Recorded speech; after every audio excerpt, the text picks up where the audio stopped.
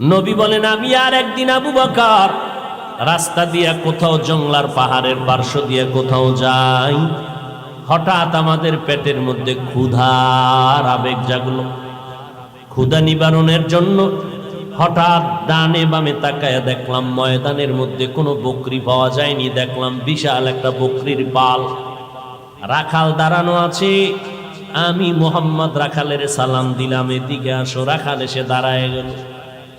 এই রাখাল, বকরি দুধ দেয়নি? বলে দেয়। বলে আমাদের একটু দুধ দেয়। রাখাল বলে মালিকের অনুমতি নাই, আমি কেমনে আমার থেকে দিব? আমার কোনো সুযোগ নেই। নবী বলেন এবার আমি মোহাম্মদ বললাম ঠিক আছে, তুমি দিতে পারবা না, তোমার আমানতের খেয়ানত হয়ে যাবে। ঠিক আছে, দেওয়া লাগবে না, তবে এমন একটা বকরি দাও যেই বকরিটা দুধ দেয় না, দেওয়ার মতো কোনো কায়দাও নাই, নিয়মও নাই, সিস্টেমও নাই। এমন একটা বকরি নিয়ে আসো। বকরি নিয়ে হাজির হয়ে গেল। নবীর সামনে হাজির হওয়ার পরে বকরিটা রসুলের সামনে দাঁড়ানো। ও আল্লাহ, তুমি বকরির মধ্যে দুধ দিয়া দাও। রাখাল বলে আমি দেখতেছি যেই বকরি জীবনে দুধ দেওয়ার না, মরিয়া গেলে জবাই করলেও দুধ আসবে না।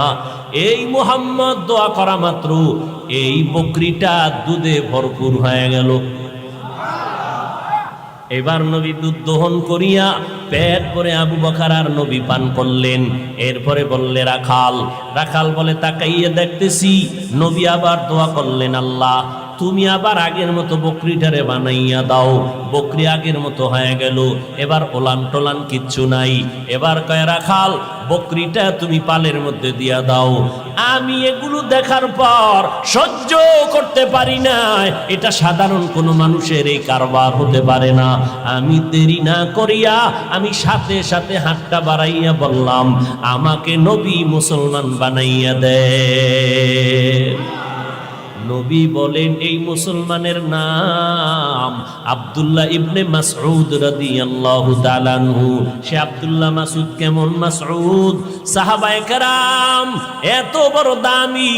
তিনি বলেন আব্দুল্লাহ মাসউদের আল্লাহ নবীর কাইফিয়ত দিয়া বানাইছিলেন। পেছন দিক দিয়া আব্দুল্লাহ মাসউদ যদি হেঁটে যাইতো, সাহাবায়ে কেরাম মনে করত রাসূল হেঁটে যায়, রাসূলের মতো দেখা যায়। আব্দুল্লাহ ইবনে মাসউদ রাদিয়াল্লাহু তাআলা এইভাবে এক এক করে কালেমাওয়ালা মুসলমান হয়ে গেলেন। আল্লাহর নবী বলেন আমার আদর্শ এত সুন্দর, আমার আদর্শের মতো উত্তম আদর্শ জমিনের